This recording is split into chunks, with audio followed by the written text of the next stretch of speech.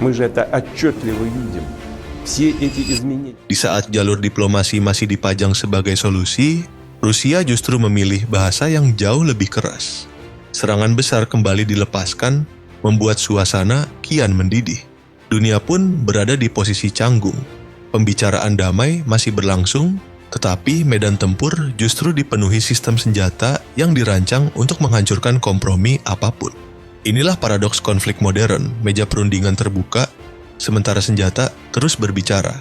Kali ini, kita tidak langsung membahas misil raksasa atau jet tempur mahal. Justru sebaliknya, perhatian tertuju pada senjata kecil, murah, namun dampaknya membuat para perencana militer barat gelisah. BM-35 adalah contoh paling telanjang dari perubahan wajah perang. Drone kamikaze ini berukuran ringkas, dengan harga sekitar $55.000 Amerika Serikat. Angka yang terdengar remeh jika dibandingkan dengan targetnya. Namun justru disitulah letak bahayanya. BM-35 dilaporkan ikut menghancurkan aset Ukraina bernilai ratusan juta hingga miliaran dolar, termasuk sistem pertahanan udara Patriot buatan Amerika Serikat. Drone ini mulai dikerahkan Rusia sejak akhir 2023. Diproduksi oleh Zala Aero, BM-35 bukan sekadar drone murah. Investigasi menunjukkan lebih dari 40 komponen asing tertanam di dalamnya, berasal dari Amerika, Swiss, Taiwan, hingga China. Kombinasi ini menghasilkan platform yang jauh lebih cerdas dari penampilannya. Secara teknis, BM-35 kerap disebut sebagai lompatan evolutif dari keluarga Shahed. Navigasi lebih presisi, manuver lebih agresif, dan kemampuan menghindari radar meningkat drastis. Jangkauan terbangnya mencapai 500 km dengan kecepatan sekitar 200 km per jam, dilengkapi kamera pengintai yang memungkinkan fungsi ganda, pengawasan sekaligus serangan. Hulu ledak seberat 40 kg membuatnya cukup untuk melumpuhkan radar dan sistem pertahanan udara.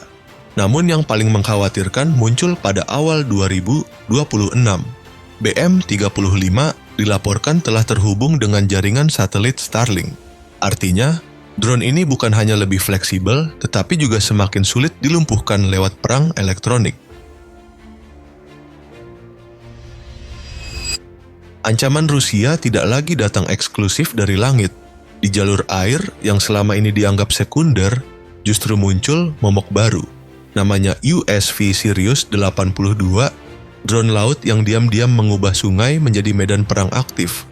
Meski detail teknisnya masih diselimuti kabut, kemunculan perdananya pada Januari 2026 di delta Sungai Dnipro langsung memicu alarm. Sirius 82 bukan dirancang untuk duel spektakuler di laut lepas. Perannya jauh lebih sunyi, tapi mematikan, menebar ranjau sungai.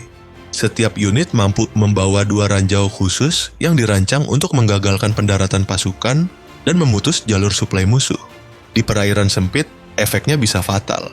Lebih berbahaya lagi, drone ini tidak terkunci pada satu fungsi. Dalam kondisi tertentu, Sirius 82 dapat dipakai sebagai platform serangan langsung, menghantam sasaran di sungai dangkal yang tak terjangkau kapal besar.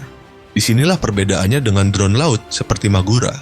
Jika Magura terlalu besar dan canggung untuk sungai, Sirius 82 justru lahir untuk ruang sempit, murah, fleksibel, dan mudah diproduksi massal.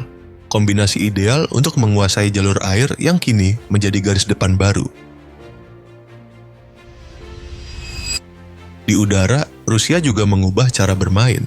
S-400 Triumph, yang selama ini dikenal sebagai tameng anti pesawat, kini diberi peran baru, alat serangan darat. Transformasi ini bertumpu pada satu rudal, 48N6DM. Awalnya dirancang untuk menumbangkan pesawat dan rudal, varian DM dari keluarga 48N6 kini dimanfaatkan sebagai senjata tekanan. Kecepatannya tetap brutal, hingga Mach 14 dengan jangkauan 250 km dan hulu ledak 180 kg cukup untuk merusak infrastruktur luas. Namun perubahan ini datang dengan kompromi. Saat digunakan untuk target darat, 48N6D M kehilangan panduan radar di fase akhir, membuat akurasinya menurun tajam.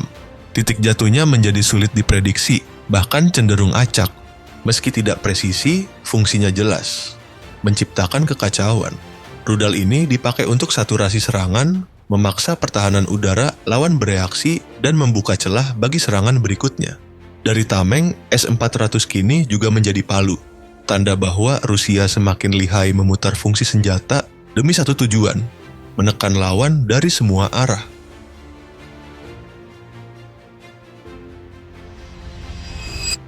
Jauh sebelum perang Ukraina memasuki fase drone dan laser, Rusia sebenarnya sudah memegang kartu lama yang mematikan, KH-55.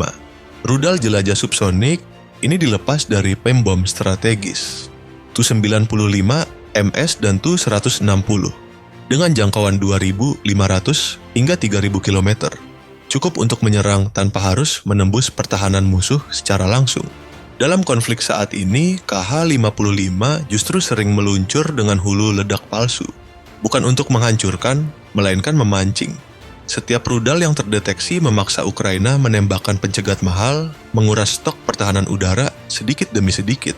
Perang ekonomi senyap di langit. Namun, ancaman sesungguhnya ada pada desain awalnya.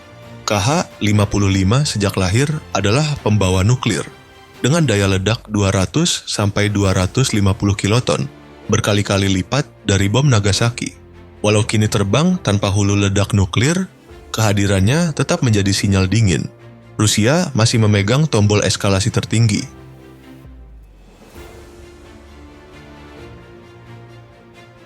Di sisi pertahanan, Rusia mulai meninggalkan pola lama.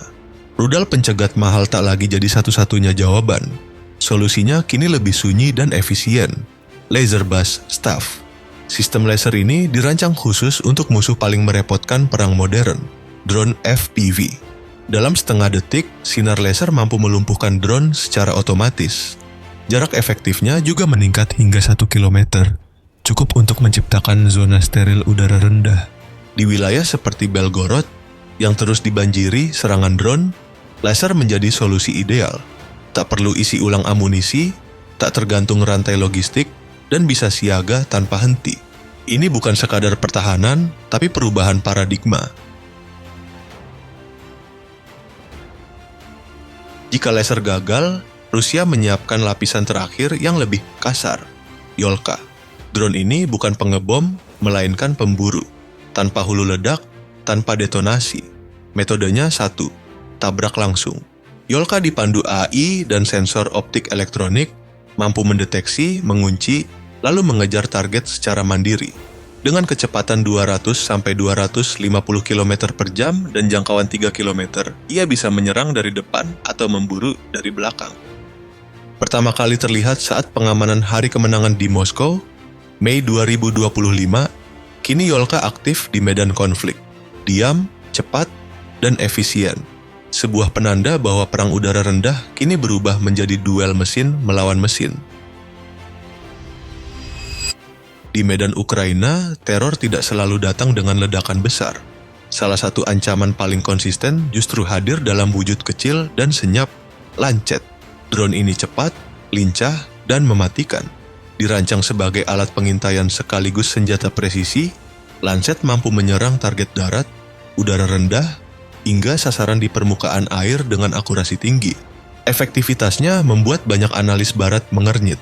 Rusia mengklaim Lancet telah menghancurkan lebih dari 4.000 aset militer Ukraina yang sebagian besar merupakan kiriman Amerika dan NATO, mulai dari radar, artileri, sistem pertahanan udara, hingga ratusan tank. Disinilah letak keunggulan brutalnya. Dengan biaya relatif murah, Lancet mengubah alutsista bernilai jutaan dolar menjadi rongsokan. Ketimpangan biaya ini perlahan menggerogoti daya tahan militer Ukraina dan sekutunya.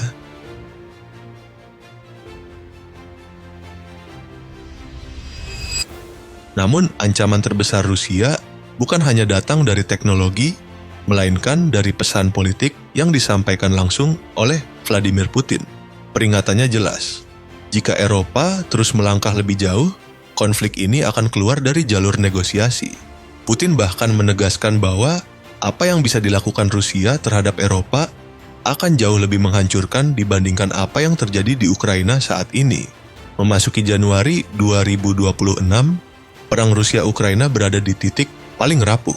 Musim dingin memperberat logistik dan menekan moral pasukan, sementara diplomasi tingkat tinggi berjalan di tempat. Pertemuan trilateral AS Rusia-Ukraina di Abu Dhabi sempat memberi harapan, namun kembali mentok pada isu wilayah. Kini dunia berdiri di persimpangan berbahaya, perdamaian yang buntu, atau eskalasi yang dampaknya bisa melampaui Ukraina dan mengguncang Eropa secara langsung.